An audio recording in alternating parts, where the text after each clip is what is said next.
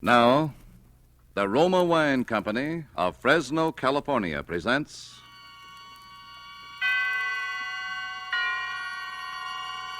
Suspense.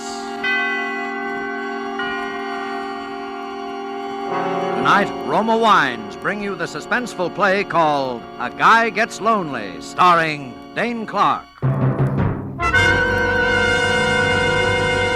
Suspense is presented for your enjoyment by Roma Wines. That's R-O-M-A, Roma Wines. Those excellent California wines that can add so much pleasantness to the way you live, to your happiness in entertaining guests, to your enjoyment of everyday meals.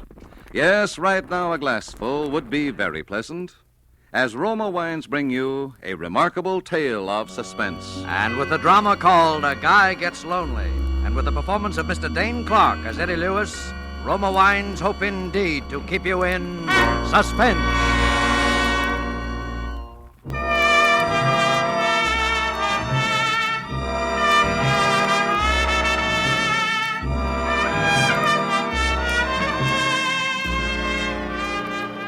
Have you ever been lonely, desperately lonely? Well, there's an emptiness in the pit of your stomach that no food can remove. There's a coldness about people's faces that make you shudder. And you do silly things when you're lonely. Maybe that explains what happened to me. Maybe. Anyhow, I was hanging around the shooting gallery in one of those Broadway penny arcades that night, one of those places where you can play a game of chess, get your fortune told, have 10 shots at Hitler, all 15 cents. And I was alone, as usual, thinking the dull, drab, dreary things a guy thinks about when he's alone. When suddenly an old man standing next to me said, Well, my aim is not what it used to be. Oh, got a match, my boy? Match? Oh, sure, here. Oh, thank you. You haven't by any chance got a cigarette to go with that match, have you, son? Of course, here, take one. Oh, thanks again. You know, with cigarettes so scarce nowadays, the only way a gentleman gets a smoke is to buy them himself. Yep. Thank you. What's the matter, kid? You look like your ship came in, only your mother-in-law was aboard. Oh, nothing. Oh, come on. Fess up to old Horace. I'm Beatrice Barefax without the girdle.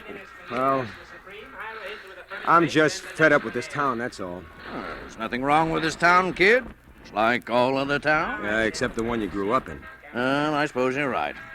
You know what you need is a little diversion. Huh? Oh, here, my man. Yes, load these guns up again, will you? Yes, sir. Both guns, chum. Naturally. You'll try it again, won't you, son? All right, sir. Okay. You know, I think perhaps I've got just the right medicine for your homesickness, young fellow. Well, what's that? A girl. A girl? Yes. Don't tell me you've never heard of them. Well, if you haven't, bless me. I don't want to be the one to tell you. And there we No, are. it's That's not it. that. Here you are, sir. That'll be $2. $2? That's right, chum. There's a war on, in case you haven't heard. Ammunition's kind of hard to get nowadays. Oh, well, as a matter of fact, it's a little dark in here, and my eyes aren't what they used to be, so perhaps I'll simply forget. No. Here's the money. Go on. Go ahead, Pop. Shoot. You wouldn't care to make a small wager on this, would you, my boy? As I say, my eyes... No, thanks. Yeah. Well, as I was saying, son, I have a splendid idea. Now, tomorrow, being the Sabbath, my wife and I are bound for Minnewanka on a peaceful little fishing expedition. If you'd care to accompany us, there is a faint chance, just a faint chance, mind you, that I might round up a beautiful young lady who will make it a foursome. Well, wouldn't that be too much trouble? Oh, not at all, son. Meet me here tomorrow at 9. What do you say? Gee, that's swell, except that... Except what? Oh, do you mind if I shoot first? No, go ahead. Except that I've never been fishing before in my life. Well, don't worry about it. Hey, your eyes aren't too bad. With a fish, the big thing is not so much your experience as your bait.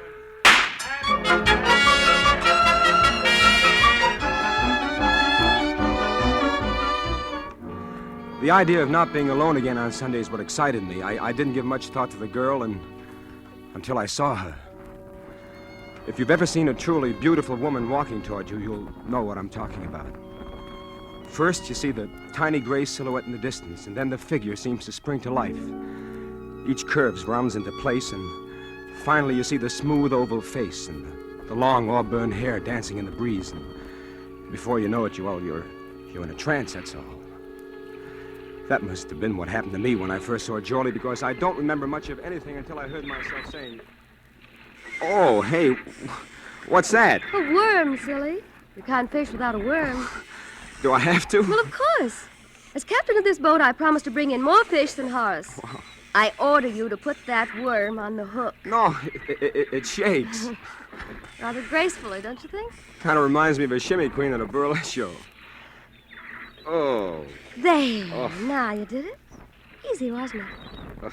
Now drop your line in the water. Okay. Well, where's the fish? Patience, lad, patience. The fish hadn't had a chance to read your advertisement yet.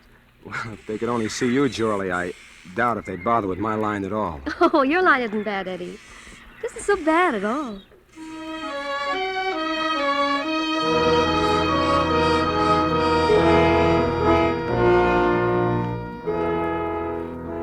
I guess in the next few hours I told her just about all I could remember about myself, about wanting to be an actor and leaving home and coming to this town and the disappointments, and how I decided to go home while I still had some money left, and how lonely I was, how terribly lonely I was.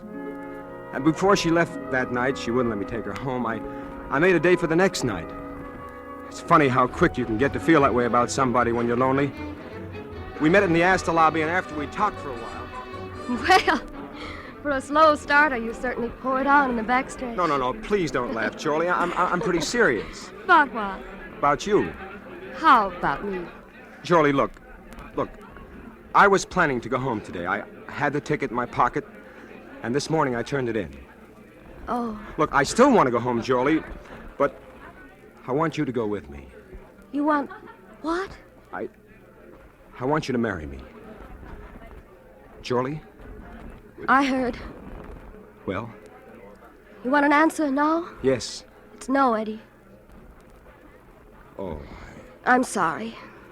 Well, is there somebody else? No, or it isn't is there... that, Eddie. It isn't anything you could possibly imagine.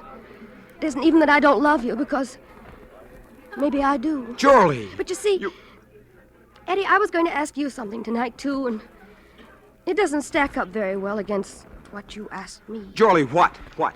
Oh, I know it's silly. We've only known each other for 48 hours, and it shouldn't matter, but... Oh, it doesn't matter anyway now. Jorlie, you've got to tell me. It's just an old story, Eddie. Such an old story that you probably wouldn't even believe it. That's the trouble. Look, I'd believe anything you told me. It's about my mother out west and how I support her and how she needs an operation, and... I was going to ask you for $1,000. Is that all? That's enough. Oh, Jorlie, why did you put me through such a cold sweat for a little thing like that? Well, it's pretty complicated, Oh, Eddie. what's complicated about it? Look, Jorlie. Look, here's a ring. It's all I've got right now, but I wish you'd wear it. Oh, it's beautiful. An old Samoan chief gave it to me when I was in Tahiti. Go ahead, look inside. To Eddie Lewis from... ? Yeah, I had that engraved in it when I got back to the States. I never did know the old guy's name. Will you wear it? Eddie, I'll meet you here tomorrow for lunch. And if I'm wearing the ring, third finger, left hand, you'll know that I do. All right. Jorlie. Yes? Do you want the money now? No, Eddie, no. Not now.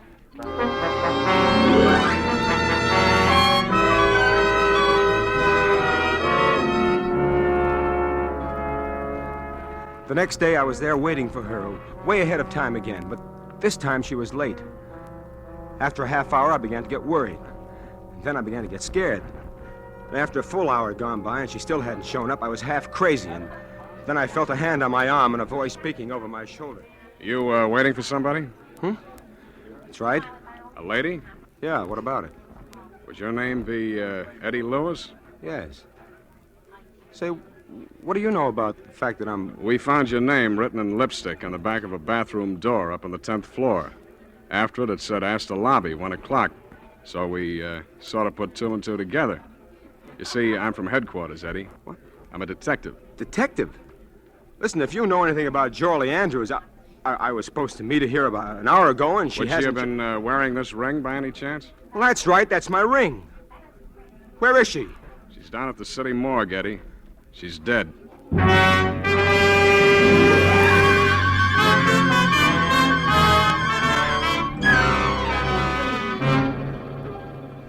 For Suspense, Roma Wines are bringing you as star Mr. Dane Clark, whom you have heard in the first act of A Guy Gets Lonely, a radio play by Don Paul Nathanson, which is Roma Wines' presentation tonight of Suspense.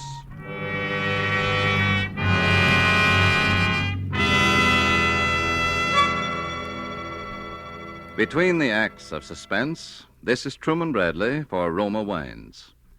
Gracious hostess, internationally known on entertaining, Elsa Maxwell's suggestions are always worthwhile. Spring is here, and nature is again bursting into life. Let's bring some of this beauty to the dinner table. A centerpiece of spring flowers will brighten your table, and there's no better way to awaken winter-weary appetites than by serving cool Roma Burgundy with the meal. This glorious wine from California goes well with almost any food. So simple, and yet how charming. A few flowers to give your table the gay note of spring. A bottle of cool, delicious Roma Burgundy as the subtle accompaniment to a savory meal. You'll enjoy the tart piquancy, the fruity, robust taste of this distinguished Roma Burgundy. Like all Roma wines, unvaryingly good, always high in quality. The result of selected grapes, slowly brought to perfection in California's choicest vineyards, gently pressed, then brought to fullest flavor by the ancient skill of Roma's famed wineries. Yet all this goodness is yours for only pennies a glass. Remember, more Americans enjoy Roma than any other wines. R-O-M-A, Roma Wines. And now Roma Wines bring back to our Hollywood soundstage Dane Clark as Eddie in A Guy Gets Lonely, a play well calculated to keep you in suspense.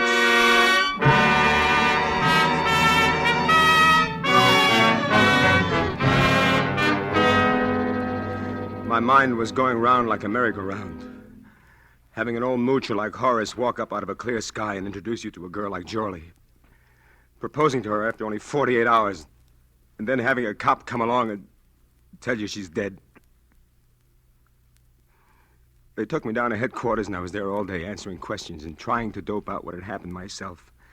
I even told them how she'd asked me for $1,000, but they didn't pay much attention to anything I said. It's a simple case of suicide, and that's that. But it couldn't be. Jolie wouldn't commit suicide. You recognized her, didn't you? Well, Well, what? people don't look quite the same after they've fallen 10 stories on a concrete side. But you recognized her. Yes, I recognize it. But why did she write my name on the inside of that door? How do I know what women think about before they jump out the window? I'm not Mr. Anthony. Well, look, maybe somebody followed her. Maybe somebody tried to force the door. There wasn't any lock on the door. Then it would have been that much easier. Maybe somebody... Look, Eddie, just what are you trying to make out of this? I don't know. All I know is it couldn't have been as simple as this. You wouldn't be thinking about murder, would you? Maybe. Now, Eddie, this sort of thing happens all the time. Look, I'll draw you a picture. Friendless girl meets guy. They start going together. Then she asks him for money. He doesn't give. The next day, Look, I told you we were I'm going to doing get the married. talking. She asks him for money, and he doesn't give, see? The next day, she writes his name on the handiest plain white surface, and boom. Now, how does that look to you? All right. But what about Horace? Have you tried to trace him? Yeah, sure. We tried to find Horace. Only we didn't. Mainly on account of he doesn't exist, if you ask me. I talked to him, I tell you. He introduced us. You don't have to go that far to explain how a man meets a girl nowadays, Eddie. Look, he did introduce us. He was an old man, white hair. It was in a shooting And gallery. he has a hobby of introducing guys to beautiful gals, and nobody knows where he lives. And the only time you ever met him was in the Penny Arcade that's so busy they wouldn't remember George Washington being in there. That and the time you were seen together by a couple of lake trout. Oh, cut it out, will you, son? All right, go on home, Eddie. I wouldn't leave town just yet, though, if I were you. All right. And, Eddie, Yeah. I wouldn't push that murder theory too far, either. Why?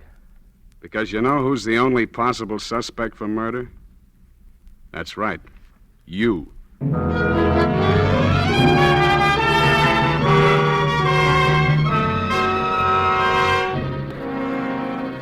First, I didn't know what to do or what to think. I didn't blame the cops. From where they sat, it just didn't make any sense any other way. And then all at once, I knew what I was going to do. First, I moved to another hotel, just in case. And then I started growing a full beard, and I dyed it black. And my hair, too. You see, I'm a natural blonde, so it turned out pretty good. Good enough to pass off for a night anyway. And I really am an actor. Maybe no Barrymore, but enough to give a fair imitation of an accent. And I got some different clothes, and then I was ready. I began haunting that shooting gallery because I figured the old man had a system. But after about 3 weeks, I'd about given up hope. When one Saturday night, I walked into a little place off Times Square, and I saw him. My heart was jumping through hoops, but I just sort of moseyed around, tried to look as down in the mouth as I could, kept my face out of the light. I felt pretty safe with the beard, so I went over and I stood next to him. Oh. Well, my aim seems to be off tonight. Oh, pardon me. Do you have a match? I reckon I do. Sure, here you are. Oh, thank you. My boy, like to try your skill at the shooting gallery? Perhaps a little wager? Oh, no, thanks. I've just about had enough shooting to last me a lifetime. I just come back from 2 years in the South Pacific. So that's where you got the beard? Yeah, a bunch of us fellas grew him down there. I promised my kinfolk I'd let them see it before I shaved it off. I'm not so sure I would shave it off. It's mightily becoming to you. Thank you. Where are your folks? Texas. Got a mighty nice little ranch of my own down there. I sure do miss it.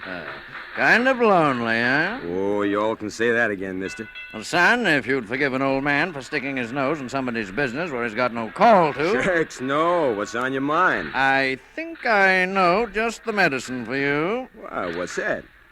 A girl. That was it. That's what I've been waiting for. First, I thought of taking the old devil out in the alley and sweating it out of him right then and there. Then I thought, no, there'll be a girl, and I want to have a talk with that girl. In the meantime, the old man was going on about that fishing. If you'd care to join us, my boy, I think I can promise you a very pleasant afternoon. Well, I reckon I couldn't do that. Perhaps if you could make it tomorrow night. Well, now, that might be arranged. Where would you like to have us meet you? Well, couldn't you just sort of give me the young lady's phone number, tell her I was fixing the call? I'm afraid, you see, this particular young lady doesn't have a phone. Oh, don't think I'm not downright grateful, mister, or that I wouldn't enjoy your company, but... But you'd rather be alone. Shucks. No, don't get me wrong. I'm no wolf or nothing like that, but... Well, when a fella has his first date with a gal in more than 2 years, maybe you can't understand what that means. I think maybe I get the general idea, son. I'll tell her to look for a handsome Texan with a beard. Can you be here tomorrow night at, say, 8 o'clock? Oh, I calculate I sure can. Well, then, my boy, you've got yourself a date.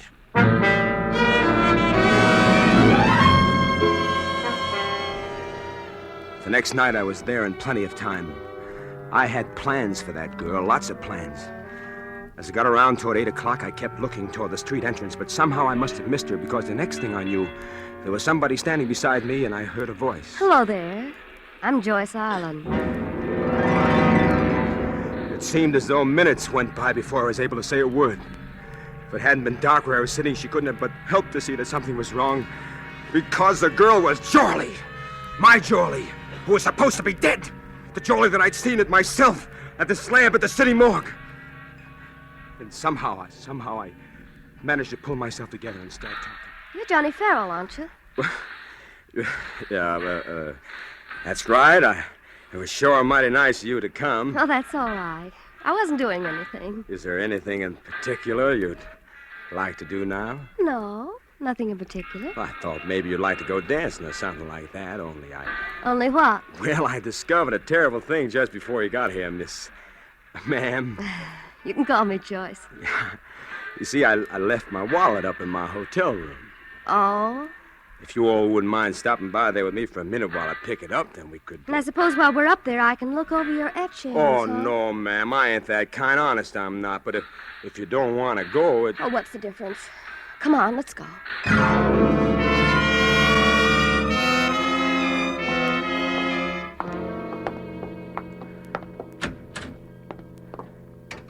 You always keep it this dark in here? Well, there's a couple of bulbs burn out. I told them to have them fixed. Oh, but well, they... never mind.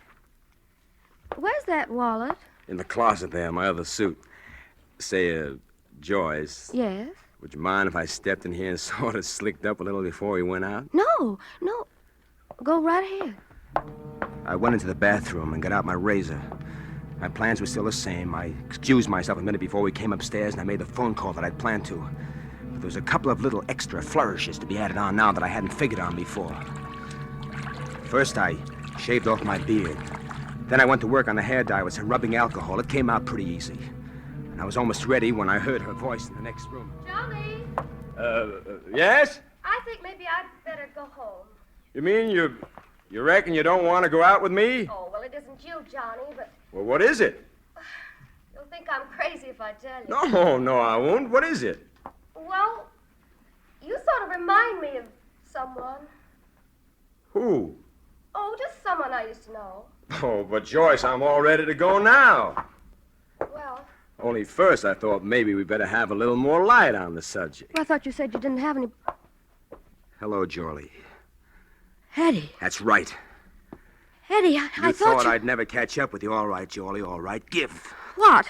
Come on, talk and talk fast. Who was that other girl, the one they thought was you, the one who's dead? Well, she was my sister. Sister. What happened to her? I don't know. What kind of a racket are you and the old man running anyway? Well, Horace is... He's my father, Eddie. He's my stepfather, anyway. Oh, that's nice. That's very nice. It keeps it all in the family, huh? Oh, Eddie, you can think anything you want to. Nothing could be quite bad enough, but... Please believe me, I wasn't playing any games with you. No? No. That's why I sent Evelyn that day, my sister. I gave her your ring so you'd know she really came from me. I just couldn't face you myself. Face me with what? With what Horace and I had planned to do to you. The old shakedown, huh? I guess so. Evelyn was horrified anyway when she got wind of it. She was a funny girl. She belonged to one of those religious sects, and she said we'd have to atone for our sins, be punished. No. Maybe you better start from the beginning.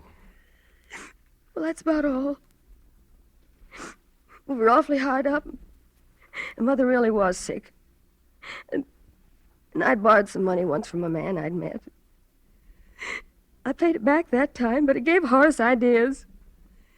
He wheedled and threatened and said our mother might die, and... Well, I'd had a couple of pretty raw deals pulled on me out here, and I just didn't care anymore, I guess. That is... till I met you. Yeah, and so you sent your sister to me to confess all, and she jumped out of the window instead. Is that what you think happened? I don't know. Then why didn't you tell me what you knew then? Well, I wouldn't have brought Evelyn back to life.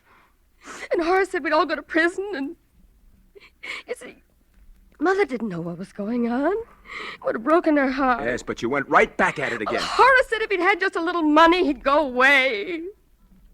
He'd leave us alone and go back east. And I was supposed to be the next victim as Johnny Farrell with a ranch in Texas. No, Eddie, no. Not after I met you. No. No. You were before, were you? Oh, Eddie, maybe if you knew a little more about what a girl is up against in this town, you'd understand. Telegram. Telegram? Well. Ah, yes. I had a hunch about you, my boy. Horace. Why, you... Oh, don't try anything foolish. I'm quite expert with this little gun, as you may recall, my boy. Now, I suggest we close the door and have a nice, quiet talk just between ourselves. That's better. So, in spite of all my admonitions, you still persist in this confessional mood, do you, my dear? Horace, what are you going to do? You young people may not see it quite my way, but I'm an old man, and I don't fancy the notion of spending my remaining years behind bars. It's quite a penalty for extortion, you know. You're telling me. And so I'm afraid there's going to be a little accident up here. Something like the accident that happened to poor Evelyn. So you did kill her? Well, technically, yes, I did assist her through that window after she insisted on making a scene. Why, you... Evelyn was always excitable, you know. Really not quite normal, I'm afraid. Oh, Horace, you're mad. Now, my dear, I want you to write a little note. See, there's paper and pen over there on the desk. And you will say, darling, forgive me, but it will be best this way for both of us. And sign your name. You must be mad to think I'd do such a thing. You wouldn't like to see me kill your lover here, would you? Oh, yes, these old eyes can still tell love when they see it. Jorlie, look, don't do it. Don't do it. Can't you see he's going to kill us both anyway? Horace, will you promise, Of then? course I will. That's it, my dear. Write it down just as I told you. There's only one thing wrong with all this, Horace. You want to know what it is? Naturally. I've already called the police. They're waiting for me in the lobby right now. And if I'm not down there in about 5 minutes, they'll be up here. Oh, dear. This is embarrassing, isn't it? Isn't it? I think perhaps you'd better get on that telephone, my boy. Give directions for the officers to go away immediately. Say that you no longer have any need of them. Well, all right. Hello? Hello, desk. You know those two men who are waiting in the lobby for me? Well, tell them to get up here as fast as they can. You! Horace, no! Jolie! Why, you won't... Jolie, are you all right? I think so. It's only my shoulder. Oh, darling, you shouldn't have gotten I'd in the... rather have had it been me than you. Look, I'll call a doctor. What's going on here? We heard a shot. Look, there's the man who's responsible for the suicide of Jolie Andrews. Oh, only it wasn't a suicide. He killed her. It wasn't Jolie Andrews. That's Jolie Andrews over here. What are you talking Hello, about? hello? I've got to get a doctor. Wait a minute, will you? All right, Hello? What was that again? Don't now? you understand? Look, that isn't Jolie Andrews that's dead. That's Jolie Andrews over there. You're not making sense, man. Look, fella, look. I met this guy at a hotel. Yeah? And then we went fishing, and then we put the worms on a hook, and... Yeah? And then she was in a slab, and she was dead, only she's not dead. She's wonderful. We're going to get married, see? I love her. And then Horace and I were in the shooting gallery. Then I met him, and I dyed my hair, and I made a straight Texas accent, see? And I met him one afternoon, and I fixed this whole thing over myself. Joey's alive. And so closes A Guy Gets Lonely, in which Roma Wines have brought you Mr. Dane Clark as star of tonight's study in Suspense. Before our star returns to the microphone, let me say a word for Roma Wines, the sponsor of Suspense. Elsa Maxwell is known the world over for her great charm as a hostess. Now, here's a brief message from this noted authority. It is always a gracious act of hospitality to serve a glass of distinguished Roma wine. I suggest you try Roma California Tokay, a wine of unusual versatility, enjoyable any time, before or after meals. I serve it frequently with dessert or coffee. It's perfect with fruit or nuts or with any light snack. Follow Miss Maxwell's good suggestion. Try Roma Tokay. A velvety smooth, flame-bright wine, moderately sweet, light, yet delightfully rich in flavor. And you'll find that all Roma wines are always delicious, always of unvarying goodness and fine quality. The next time you use vermouth, sweet or dry, use Roma vermouth. Zestful, herb-flavored Roma vermouth is blended, mellowed, developed, and bottled in California with all the traditional wine-making skill of Roma wineries, yet surprisingly low-priced. Try Roma vermouth soon, won't you? This is Dane Clark. That I enjoyed appearing on Suspense goes without saying. All of us do. Next week's show sounds like it'll be really swell. It's a story written by one of the great contemporary masters of the art of suspense, Dashiell Hammett. And starring in it will be two of your favorite Hollywood people, John Payne and Stuart Irwin. I'll surely want to catch the one next Thursday, and I know you will, too. Suspense is produced, edited, and directed by William Spear. Dane Clark appeared through the courtesy of Warner Brothers and will soon be seen with Dennis Morgan in their production, God is My Co-Pilot. Next Thursday, same time, John Payne will be your star of Suspense. Presented by Roma Wines, R-O-M-A, made in California for enjoyment throughout the world.